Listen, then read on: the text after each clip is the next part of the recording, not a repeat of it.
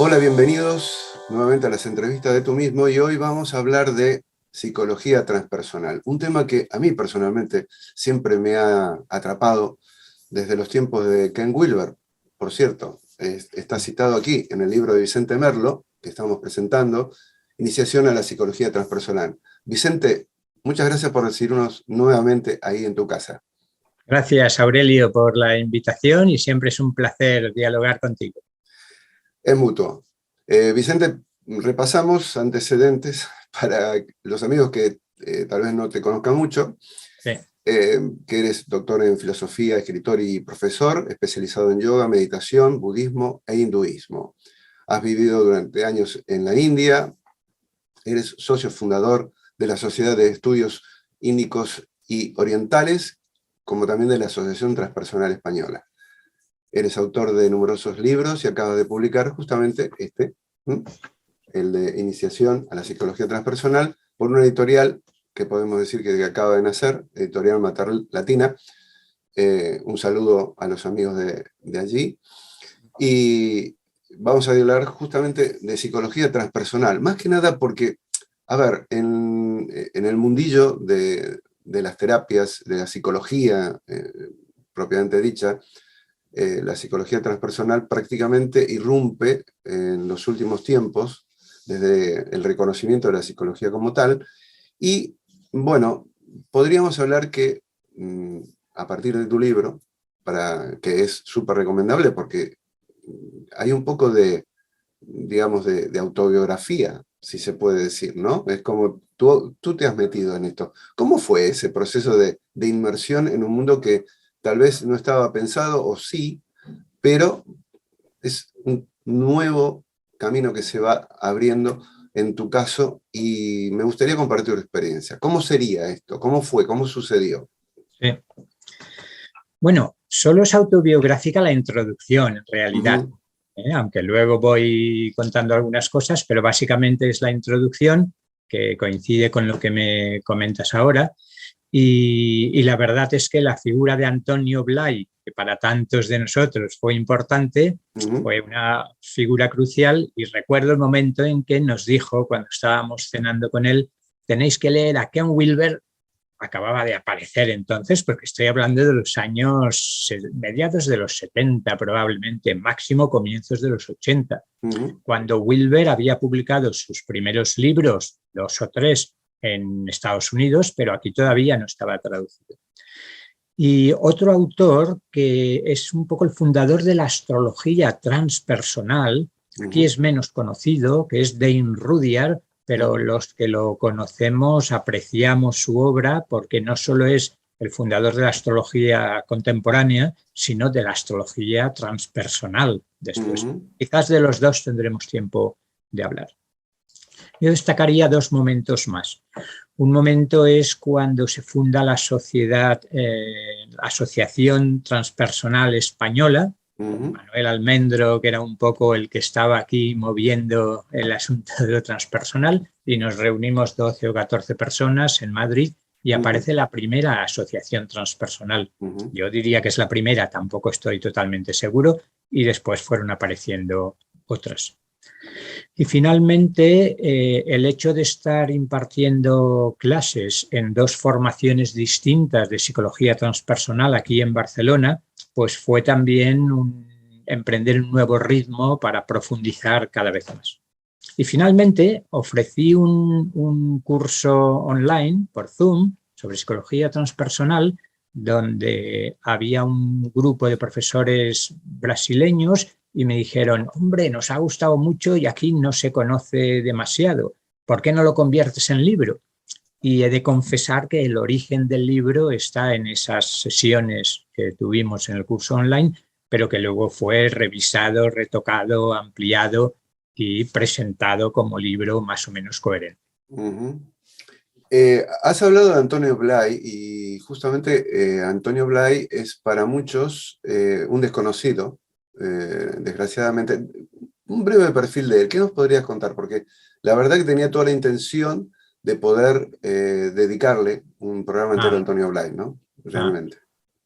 Claro, como dices, hoy en día para los más jóvenes quizás sea desconocido, porque Blay fallece, no recuerdo exactamente la fecha, pero 80 y tantos también. Más o menos. Y quienes lo conocimos, sobre todo en sus cursos, aparte de sus libros, yo recuerdo anecdóticamente que los primeros libritos suyos que leí me dieron una impresión de simplicidad, de sencillez, que no decía gran cosa.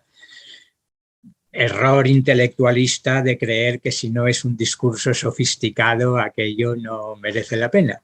Pero cuando lo conocí personalmente en los cursos que realizaba de 4 o 5 días, entonces saltaba a la vista que era una persona con una realización interior, humana y espiritual muy honda y que había conseguido organizar sus descubrimientos de una manera tan estructurada y tan sencilla, proponiendo un trabajo que hoy creo que podríamos llamar transpersonal, con toda razón. De hecho, recientemente he empezado a presentársele como pionero de la psicología transpersonal y creo que es absolutamente cierto. Quizás luego en otro momento podemos ver por qué, pero es una figura muy importante que nos ha marcado a los cientos y cientos, quizás miles de personas que tuvimos la suerte de conocerlo y que vimos encarnado físicamente lo que es una expansión de conciencia con un conocimiento superior, con una afectividad transpersonal, podríamos decir, y con una energía central bien vivida, con esos 3 aspectos tan importantes y que él destacaba también. Bien, ya yendo a la psicología transpersonal, digamos que hay 2 mundos que se encuentran. ¿Cuáles son? Muy especialmente los 2 mundos que se encuentran son la psicología académica occidental, por una parte, y distintas sabidurías orientales. Concretemos un poco más estos 2 campos que se van a fundir en la psicología transpersonal. Recordemos que la psicología transpersonal oficialmente puede decirse que nace en 1968, cuando se reúnen un grupo de psicólogos insatisfechos con las escuelas psicológicas dominantes entonces, para resumir, psicoanálisis freudiano por una parte, conductismo más o menos duro por otra, y el cognitivismo, que ya estaba fuerte también, y sobre todo a partir de la psicología humanista, esa tercera fuerza, como se llamó, entre el psicoanálisis y el conductismo, dentro sobre todo de la psicología humanista empieza a pensarse que ninguna de esas escuelas satisface ya el afán de un conocimiento y una terapia integradora integral. Entre ellos está Abraham Maslow y Stanislav Grof, estos son los 2 más conocidos, hay otros que no nos importa ahora tenerlos en cuenta, y nace oficialmente en el 68 la psicología transpersonal. Y un año después está apareciendo inmediatamente el Journal of Transpersonal Psychology o de Transpersonal Studies, y a partir de ahí van a aparecer 4 o 5 revistas académicas que van a dar un impulso importante a la psicología transpersonal. Por parte de las sabidurías orientales, para resumir mucho, es cierto que se bebe de muchas fuentes orientales, pero yo diría que hay 2 dominantes. Uno es el budismo, y muy concretamente el budismo zen por una parte y el budismo tibetano por otra parte. Recordemos que es el momento en que están entrando con fuerza justamente y cuajando en Occidente, ya desde algunas décadas antes, es cierto, esas 2 ramas tan distintas, por cierto, del budismo. Y la otra corriente muy importante sería, dentro del hinduismo, el Vedanta Advaita, con 2 ramas. El Vedanta Advaita más tradicional, de Upanishad, Sankaracharya, Ramana Maharshi, etc. Pero también, luego quizás lo veremos, el Advaita integral de Sri Aurobindo, que tiene distintas influencias muy importantes en el surgimiento de la psicología transpersonal. Me voy a adelantar un poquito, si bien estás planteando temas, por ejemplo, Sri Aurobindo, pero ¿el esoterismo está mal visto en la psicología transpersonal? Esto es muy importante, que no se nos olvide, porque la psicología transpersonal se ha ido como, no diría dividiendo, pero sí mostrando afinidades, una parte de ella con una psicología científica, que rechazan cualquier tipo de esoterismo, de astrología, de especulación metafísica incluso.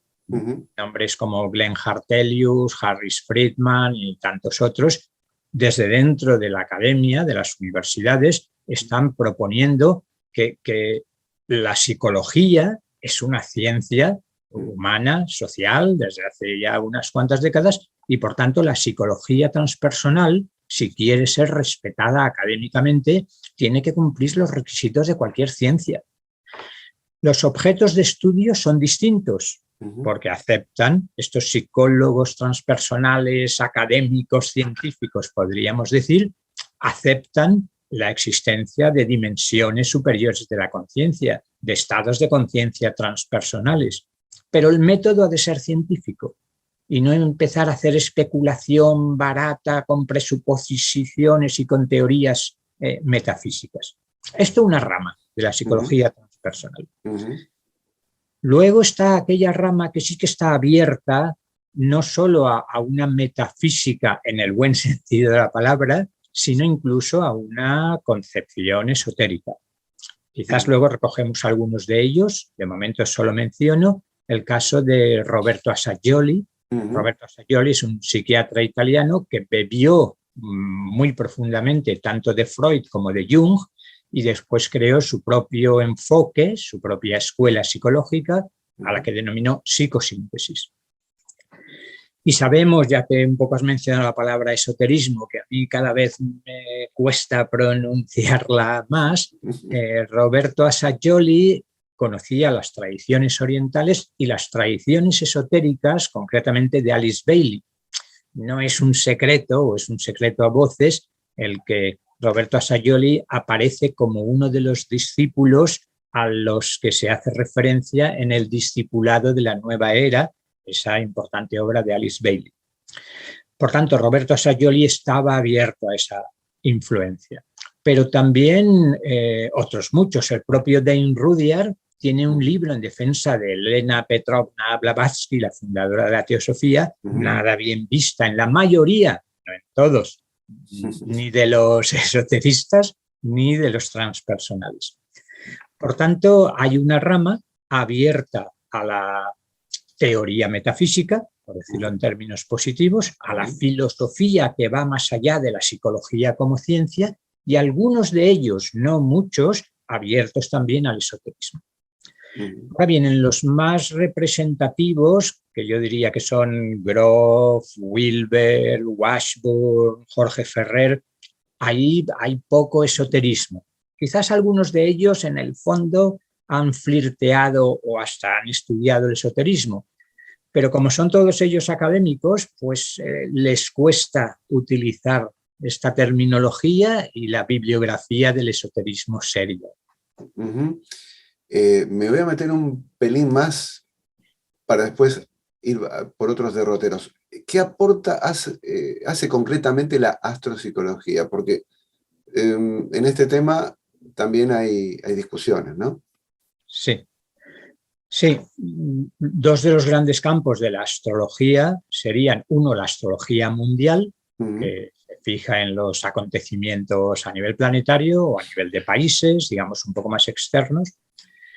Y la astropsicología sería aquella dimensión de la astrología que se centra muy especialmente, y obviamente no son incompatibles, al contrario, son complementarios, pero se centra especialmente en la comprensión de la psicología humana en su relación con lo que podríamos llamar ya arquetipos planetarios. No quiero dejar de mencionar una persona que es muy importante también para la astrología y también para la psicología transpersonal, que es Richard Tarnas. Richard Tarnas, aquí hay publicadas 2 o 3 obras suyas, aparte de La pasión de la mente occidental, que es una historia de filosofía prestigiosa y reconocida, sorprendió al mundo académico cuando publicó un tomazo de unas 700 páginas titulado Cosmos y Psique, donde mostró las décadas que llevaba estudiando la astrología.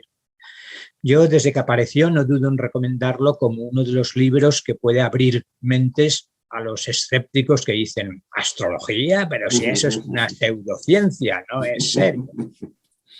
Por tanto, la astropsicología sería la astrología centrada en la comprensión del funcionamiento psicológico de las personas, suponiendo que hay no necesariamente una influencia causal, sino una correspondencia entre lo de arriba, las posiciones planetarias, y lo de abajo, en este caso, el funcionamiento psicológico del ser humano. Bien, estoy tentado de decirlo y le digo de paso, es increíble el aspecto de la astrología concretamente con lo que está pasando hoy y la referencia, por ejemplo, a grandes conflictos mundiales del siglo pasado, ¿no? Si vemos lo que pasaba en ese momento astrológicamente y lo que pasa en este momento, también hay una correspondencia. Para los interesados que averigüen, lo dejamos aquí. ¿Qué es la espiritualidad transreligiosa en el marco de lo que estamos hablando, que es la psicología transpersonal? Sí. Yo diría, a mí me gusta presentar la psicología transpersonal como una de las posibles, de las reales espiritualidades transreligiosas. ¿Qué significa esto? Significa que primero hay que tener presente que el término transpersonal se crea para evitar el término espiritual, porque en aquellas décadas en el ambiente académico eras descalificado si mencionabas el término espíritu. Por tanto dijeron, bueno, pues ya que queremos hablar de experiencias espirituales, de estados de conciencia superiores, expandidos, no hablemos de espiritualidad, pero hablemos de lo transpersonal, estados de conciencia transpersonales. Por tanto, ya en su nacimiento, lo transpersonal tiene mucho que ver, como veremos, con lo espiritual. ¿Por qué no identificarlos? Porque yo diría que si alguien quisiera quedarse con un solo punto, una sola idea del significado y la importancia de la psicología transpersonal, es ese intento de integrar lo prepersonal, preegoico, premental, pero si se quiere entramos más despacio en esto, lo personal, mental, racional, egoico, dos ámbitos diferentes, con, y esta sería su aportación, lo transpersonal, lo que está más allá de la mente, de la razón, del ego, etc. Pero muchas veces buena parte de las espiritualidades tradicionales se han centrado en lo espiritual transpersonal, sí, pero no en integrarlo con lo personal y con lo prepersonal.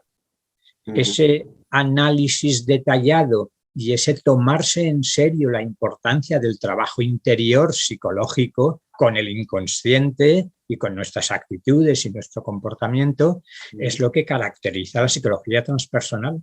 No es un vuelo hacia lo espiritual y olvidar el cuerpo, las emociones, la mente, pero tampoco es solo en una concepción materialista como en el psicoanálisis o el conductismo quedarse a analizar los mecanismos psicológicos. Perdón. Es integrar esas tres dimensiones del ser humano. Bien, justamente me quedo en algo que se nos estaba yendo, por lo menos a mí, de la cabeza. Hay algo que dices que me resultó clave, y justamente en lo de trans, que podemos decir, que lo acabas de citar tú, más allá, pero también a través de. Es un cambio de observación absoluto de lo que puede significar, a partir de una palabra, todo un compendio de conocimiento y sabiduría, ¿no? Efectivamente.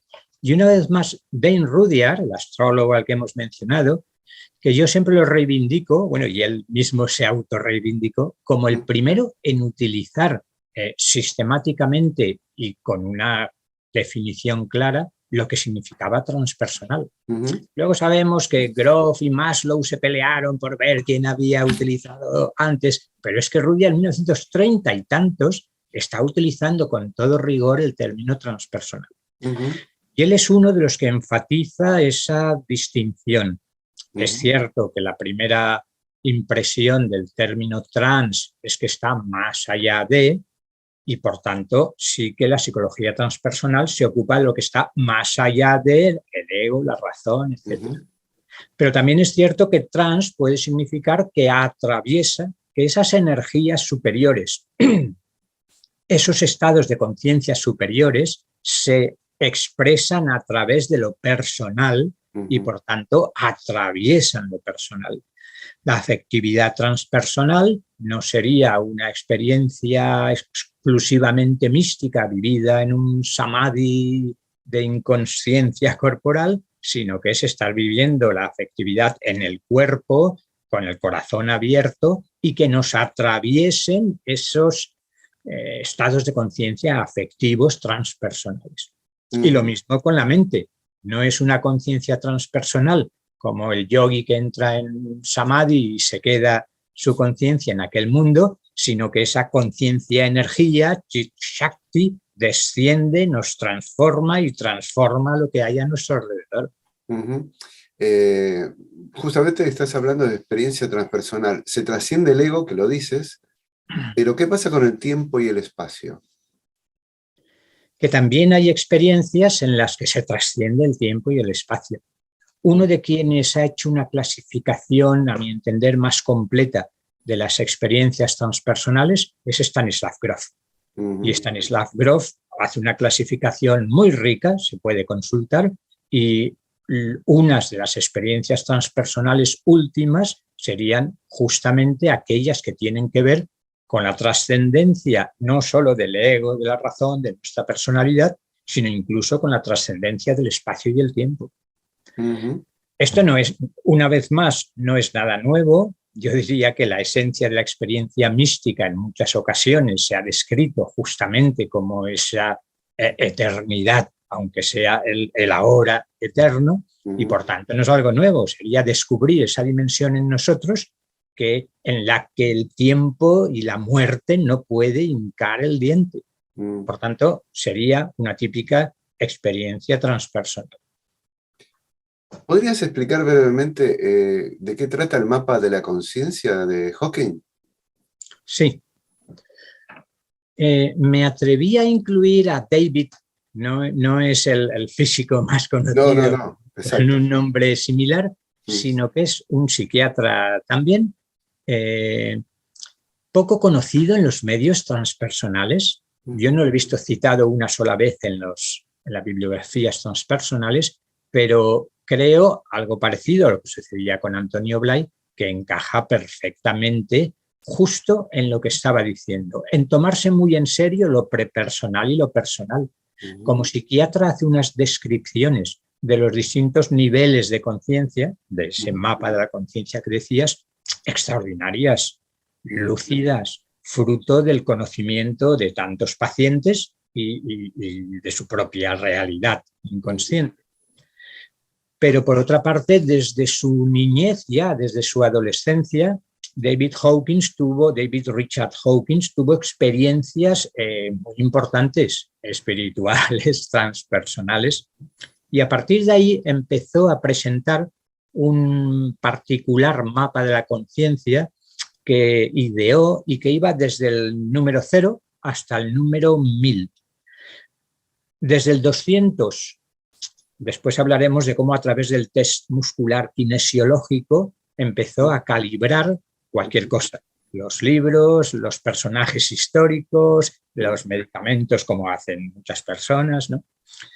Y entonces dijo que había una frontera del 200. Cuando algo calibraba desde 200 hacia abajo, era algo muy problemático, muy conflictivo, muy caótico, incluso que estaba en contra de la vida. Mientras que a partir de los 200 encontramos estados de conciencia, estados de ser cada vez más sublimes, más sublimados, podríamos decir. Y lo que decía antes, estuvo décadas investigando con el test muscular kinesiológico y él personalmente llegó a convencerse, y muchas personas, de que ofrecía una objetividad extraordinaria. Para mí, confieso que es uno de los puntos que me parece muy importante, pero está ahí entre paréntesis hasta que otros estudios lo muestren. Pero creo que en el libro recojo clasificaciones, por ejemplo, de grandes místicos de las distintas tradiciones y te dice, pues no sé, Abhinavagupta calibraba en 650, Lao Tse en 725, Ramana Maharshi en 840. Y los libros lo mismo, pasa revista a los libros sagrados y dice en qué nivel de conciencia y cuánto calibra, según el test muscular kinesiológico, cada una de esas grandes obras. No es que fuera especialmente cercano ni conocedor de la India, pero me asombró un poco ver que los 3 últimos textos de los más valorados eran los Vedas, las Upanishads y la Bhagavad Gita, 3 textos fundamentales del hinduismo. Pero recoge también los textos del Tao Te Ching, está muy alto, partes de la Biblia, porque va diferenciando distintas partes de la Biblia también, y por tanto ofrece ese mapa de la conciencia muy preciso que recoge lo prepersonal, lo personal y lo transpersonal, y esa invitación a verificar por uno mismo. Hay ciertas condiciones, es cierto, pero no es cuestión de entrar en ellas, la validez del test kinesiológico. Ya que estamos en el mapa de la conciencia, salimos para entrar a un modelo que también es interesante, el omnicuadrante, omninivel. Estamos diciendo información que invito a la gente a que lo conozca porque realmente son temas muy conocidos y realmente vale la pena por lo que estamos escuchando. Estamos en Kelvin Wilber, aunque no lo has mencionado ahora, antes sí, el mapa que hace Wilber, que por cierto, yo creo que poca gente duda que al menos durante los primeros 30 años, recientemente Glenn Hartelius, que es uno de los que está brillando mucho en el mundo transpersonal a nivel académico, establece una distinción en 2 olas del movimiento transpersonal. Una sería desde el comienzo hasta aproximadamente el comienzo de nuestro siglo, entre 1970 al 2000, o 2002, cuando publica Jorge Ferrer su primera obra, y una segunda ola de la psicología transpersonal, que sería desde ese momento hasta nuestros días. Pues bien, Ken Wilber, nadie duda que es uno de los más grandes teóricos de la psicología transpersonal. Pero llegó un momento en que Wilber dijo, dentro de la psicología transpersonal se están diciendo cosas muy distintas, rompo el carnet de psicólogo transpersonal y yo voy a hacer psicología integral. Así es que mi enfoque se reconozca como psicología integral. Exacto. Y realmente este mapa que dices tú de los 4 cuadrantes, lo que hace es tratar de integrar todos los aspectos que se pueden estudiar. Resume mucho el sentido de los 4 cuadrantes. Es lo que hace, es decir, cuando estudiemos un fenómeno, o vemos estas 4 dimensiones o no lo entenderemos de una manera integral. Una es la dimensión subjetiva, interior, individual. Pongamos que queremos estudiar al ser humano. Si no tenemos en cuenta sus estados de conciencia, algo subjetivo, individual, en principio, no lo vamos a entender. Pero si solo analizamos ese aspecto, también nos quedamos cojos. ¿Qué hace el conductismo? Analiza no ese cuadrante individual, subjetivo, la conciencia, sino la conducta, lo objetivo. Individual, el comportamiento individual. Pero la cosa no termina ahí. Si queremos comprender a un ser humano o a su comportamiento, también tenemos que estudiar lo que sería el cuadrante interior, pero colectivo. Es decir, el sistema de creencias, los prejuicios, las interpretaciones, los paradigmas dominantes en un momento determinado. Y el cuarto cuadrante, que sería el objetivo colectivo, es pues toda la fuerza que tienen las instituciones, que serían como la encarnación, la manifestación de esos paradigmas y esas creencias. Esto sería un poco muy resumido lo que pretende Wilber. Cuando estudiemos algo, o lo estudiamos desde esos 4 cuadrantes, o se producirá lo que él llama un absolutismo de un cuadrante. El místico que desprecia todo lo que no sea la experiencia interior mística, o el conductista que solo le preocupa el comportamiento exterior visible, perceptible, etc. Por tanto, integrar todos los aspectos para estudiar cualquier fenómeno. Claro, el trabajo de Ken Wilber fue tan importante que esto cambió transpersonal por integral, pero fue uno de los primeros en referirse a la conexión ciencia y espiritualidad, sí. La filosofía perenne. Lo dices tú, el cuarto giro de las religiones, que, sí. ¿De qué va el cuarto giro? Si me lo puedes explicar. Y sí. Obviamente también habló de Trump y la posverdad, y la solución de integrar las 3 olas que has comentado. El cuarto giro de las religiones, ¿de qué va? Wilber tiene una influencia muy especial. Wilber tiene tantas influencias que no se puede decir es budista, o es hindú, o es psicoanalítico. Ha bebido de muchas fuentes, al menos teóricamente. Pero el budismo tiene una importancia especial en él. Primero el budismo zen, no solo teóricamente, sino como practicante durante décadas, y después el budismo tibetano, cuya concepción sigue colando Wilber, concretamente la del Dzogchen, la del Ati Yoga, como la visión más profunda y más integral. Por tanto, en primer lugar, está pensando en el budismo, del que se habla en la historia del budismo. La tradición habla de 3 giros de la rueda del Dharma. El primer giro son las enseñanzas del propio Buda, la rueda del Dharma, de la ley, del orden, con esas maravillosas enseñanzas del Siddhartha Gautama, se movería por primera vez. Con la aparición de los sutras de la perfección de la sabiduría, los Prajnaparamita Sutras, en torno a comienzos de nuestra era, habría habido otro movimiento importante. Y con otros sutras posteriores y con la escuela Yogacara, habría habido un tercer movimiento de la rueda del Dharma. A partir de ahí, el Zen, el budismo tibetano, estarían dentro de este tercer giro. Lo que dice Wilber ahora es, o hay una transformación tan profunda como se produjo en esos 3 momentos, o el budismo podrá ser arrojado al cubo de la basura como las demás religiones.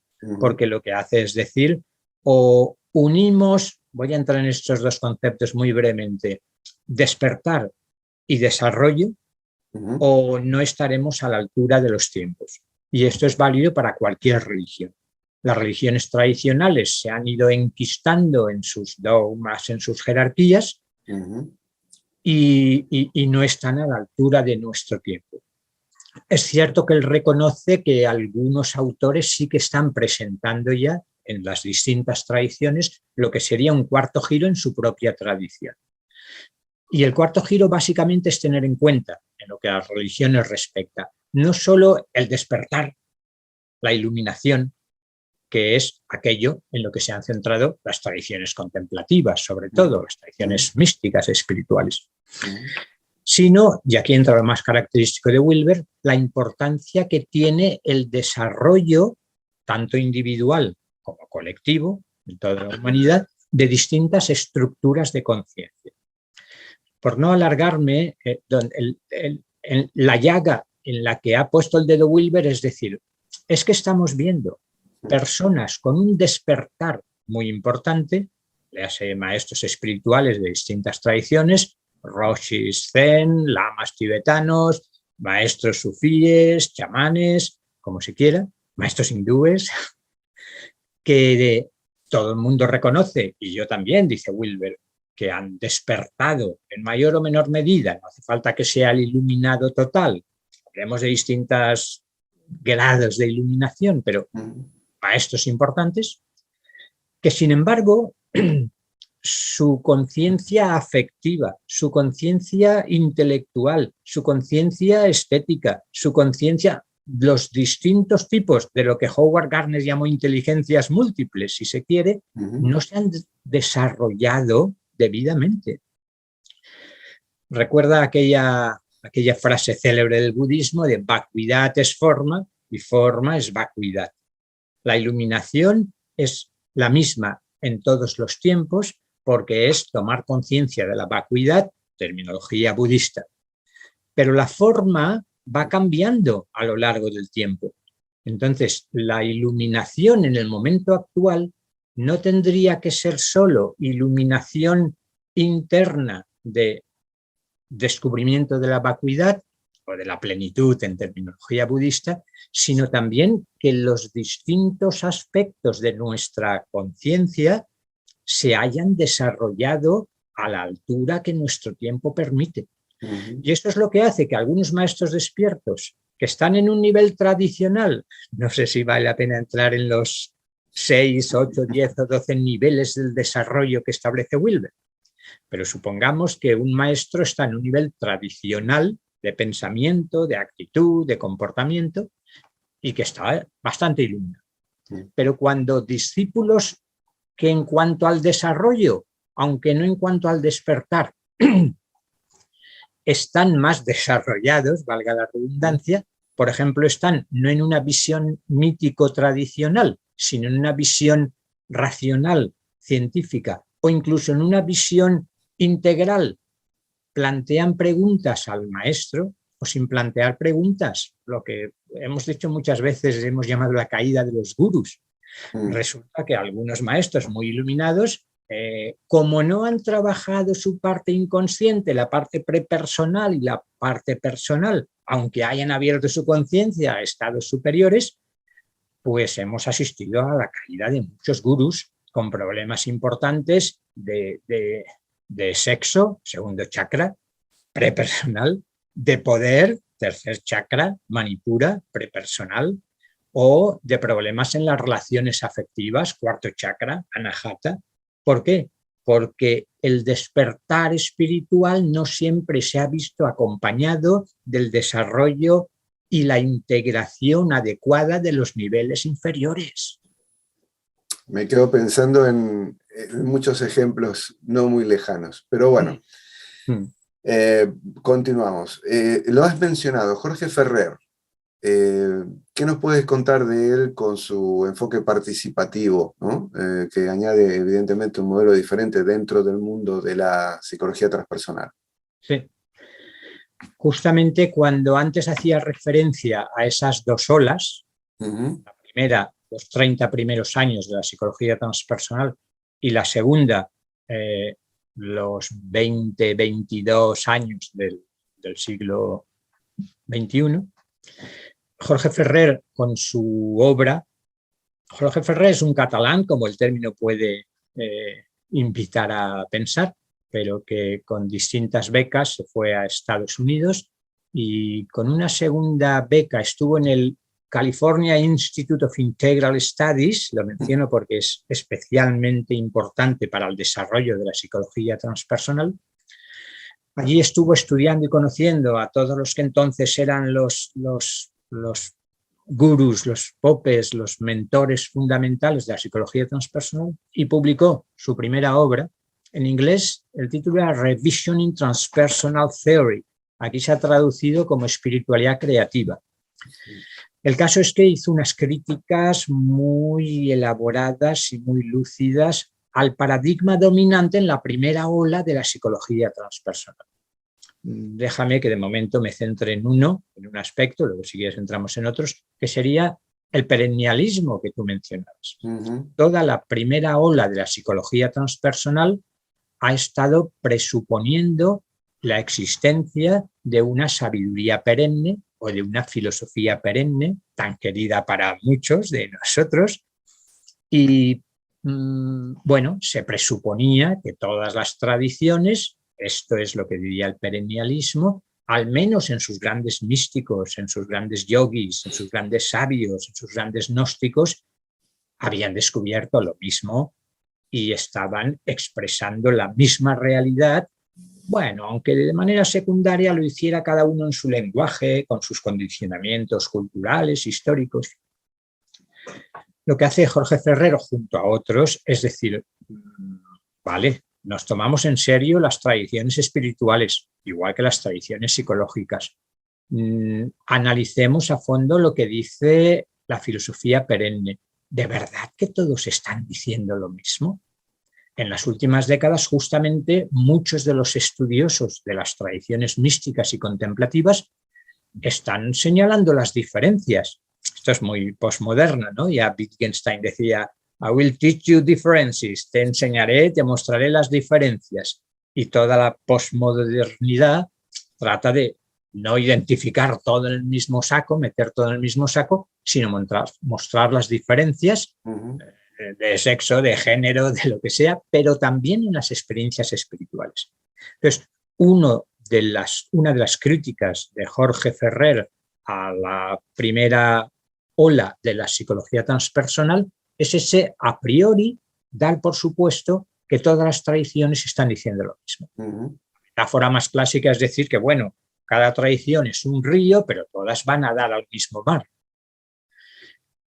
Y esto es lo que cuestiona, no sé si merece la pena sacarle más punta, pero la apuesta fuerte y la propuesta y el reto del enfoque participativo, como lo llamabas tú muy bien, del giro participativo, consiste en decir, no vemos con claridad que sea lo mismo el Parabrahman del hinduismo y la Shunyata, la vacuidad del budismo. ¿De verdad que están refiriéndose a la misma experiencia? ¿Y el Dios personal del cristianismo? ¿Dicen ustedes que es lo mismo que Shunyata o que el Parabrahman? ¿Y el Tao también es lo mismo que todo eso? Pues no decían ustedes que están coincidiendo en lo fundamental, más fundamental que cuál es la naturaleza de la realidad última, es difícil. Porque este empeño en creer que todos están experimentando, viviendo y realizando lo mismo, cuando además esto cae en un dogmatismo generalmente, porque ¿qué hace el budista? Decir, todas las demás tradiciones están muy bien, pero si no has experimentado Shunyata, la vacuidad, no has llegado al final. ¿Y qué hace el cristiano? Decir, bueno, sí, vacuidad, Parabrahman, impersonal, o usted tiene un encuentro personal con el Dios personal, o lo otro son experiencias secundarias. Con lo cual organizamos mapas jerarquizados y nuestra tradición, de manera bastante narcisista, por cierto, es la mejor de todas. Es la tradición más guapa, es la corona de todas las tradiciones. Todos los demás son caminos válidos si pasamos del exclusivismo al inclusivismo, pero el mío es el mejor. Si aceptamos que la realidad no está, y menos la realidad espiritual última, ahí dada, idéntica para todos, es lo que se conoce como el mito de lo dado, sino que nuestro conocimiento co-crea la realidad. Quizás cada tradición está abriendo surcos ontológicos en la realidad y no necesariamente teniendo la misma experiencia. Por tanto, tan válido es un camino como el otro y se ha acabado la jerarquización. No es mejor ni más elevada ni más realidad última la Shunyata budista o el Parabrahman hindú o el Dios personal cristiano. Son distintos modos de co-crear participativamente las realidades espirituales. Bueno, ya ves que hay mucha tela que cortar y un reto. Sí, sí, sí, evidentemente, pero como siempre digo, es dejar el sabor de boca para que la gente luego haga su trabajo personal, ¿no? Vamos terminando, Vicente, para redondear, bueno, la mujer está en su época reivindicativa, se habla de feminismo y demás. Es curioso que en el campo de la psicología transpersonal, la voz de la mujer no está presente como debería. Y tú lo mencionas. ¿Hay alguna tendencia en modificar esta situación para dar paso a otra forma de estudiar, de investigar, de teorizar en la psicología transpersonal? Sí, es un punto importante y por eso terminé el libro, el último capítulo está centrado en ese, se me ocurre llamar ahora feminismo transpersonal o lo transpersonal feminista, con algunas voces que no son tan conocidas como los grandes de la psicología transpersonal, que ya hemos mencionado, Groff, Wilber, Washburn, Daniels, Wellwood y Charles Starr y tantos otros, pero sí que están empezando a influir.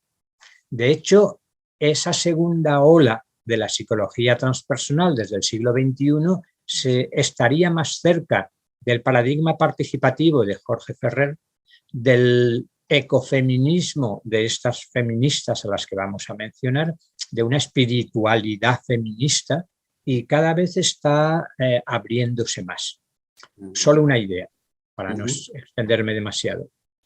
Lo que hacen las transpersonales feministas, es decir, en la psicología prepersonal, la psicología del desarrollo académica, ya hemos detectado que los mapas del desarrollo que se hacen siguen siendo válidos más para el varón que para la mujer. Recordemos Carol Gilligan, cuando Lawrence Kohlberg estableció las etapas del desarrollo moral, parecían objetivas para todos, esas 4, 5, 6 etapas. Carol Gilligan publicó un libro precioso que es In a Different Voice, en una voz diferente, diciendo, pero lo que ha dicho usted está muy bien, Lawrence Kohlberg, pero es que estoy dándome cuenta de que es válido sobre todo para el desarrollo moral del varón. Pues esto que ya se había visto en los modelos de los desarrollos prepersonales y personales se ha seguido aplicando al desarrollo transpersonal. Un ejemplo muy concreto. El ideal es el de, o bien el de un yo fuerte, autónomo, controlado, etcétera, o bien la ausencia de yo, como en el budismo. Y dice Peggy Wright, sería una de las más lúcidas en este feminismo transpersonal, el desarrollo de la mujer es distinto y puede tener experiencias transpersonales, pero no necesariamente de un yo autónomo encerrado en sí mismo con la lucha por el poder y la autonomía. Es el yo femenino, es desde el principio un yo en relación. Ya en los primeros meses el varón tiene que luchar para separarse de la madre y conseguir su propia identidad. La mujer no, la mujer ya desde el embarazo, la niña está junto a la madre, pero también cuando sale la relación es más importante que la autonomía. Por tanto, no hemos hablado, voy terminando, de lo que Wilber llamaba la falacia pretrans. En pocas palabras, confundir lo prepersonal con lo transpersonal. Y Peggy Wright habla de la falacia pre-perm, confundir lo prepersonal con las fronteras permeables que caracterizan a la conciencia y a la actitud femenina. Por eso la mujer está más cerca de un misticismo de la naturaleza, de un encuentro con el otro, de lo que llaman una trascendencia lateral, más que una trascendencia vertical.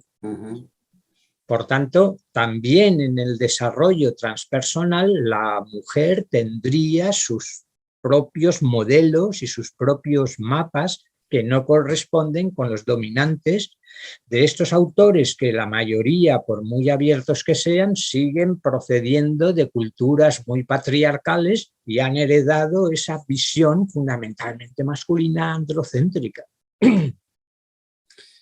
Bien, estaría horas en un ambiente como el que estás tú ahí, entre libros y evidentemente en un trabajo intelectual, pero también desde la práctica, porque no solamente hay teoría en ti, sino que hay práctica, y eso se ve, se nota. Vicente, yo encantado de la vida por haber tenido el privilegio de leerte aquí en la introducción, la iniciación a la psicología transpersonal, corrijo, introducción es una iniciación informativa y formativa. Esto tendría que estar también como material de estudio en algunas universidades. Creo que hemos pasado página, o mejor dicho, hemos tratado páginas una tras otra, de alguna manera muy compilada, muy abreviada, tremendamente simplista de mi parte en las preguntas, pero damos paso para que la gente se interese. Ojalá despiertes la inquietud en gente que no había pensado en la psicología transpersonal, de poder saber un poquito más, estudiarla y capaz, quizás, tener más psicólogos transpersonales con la profundidad y las necesidades, los recursos que necesitamos en momentos como los que estamos viviendo. Por mi parte, no puedo preguntarte nada más. Si quieres agregar para cerrar y poner el colofón a este encuentro, adelante. Sí, bueno, yo creo que lo mejor que se puede hacer es rescatar y repetir y realizar lo que llamaba la intuición central de la psicología transpersonal o integral, que es justamente tomarnos en serio para una realización a la altura de nuestro tiempo el conocimiento y la purificación de lo prepersonal, instintivo, impulsivo en nosotros, de un ego, por qué no decirlo, que cumple su función, pero también de descubrir una identidad más allá de la egoica, que sería nuestra identidad transpersonal. Muchísimas gracias, Vicente. Muchísimas gracias. Gracias a ti, Y Aurelio. nos vemos próximamente seguramente, como con los amigos que están allí viéndonos y acompañándonos, con la promesa de volver, como siempre, aquí a las entrevistas de Tú Mismo. Muchísimas Estupendo. gracias y hasta la próxima. Muchas gracias, Aurelio.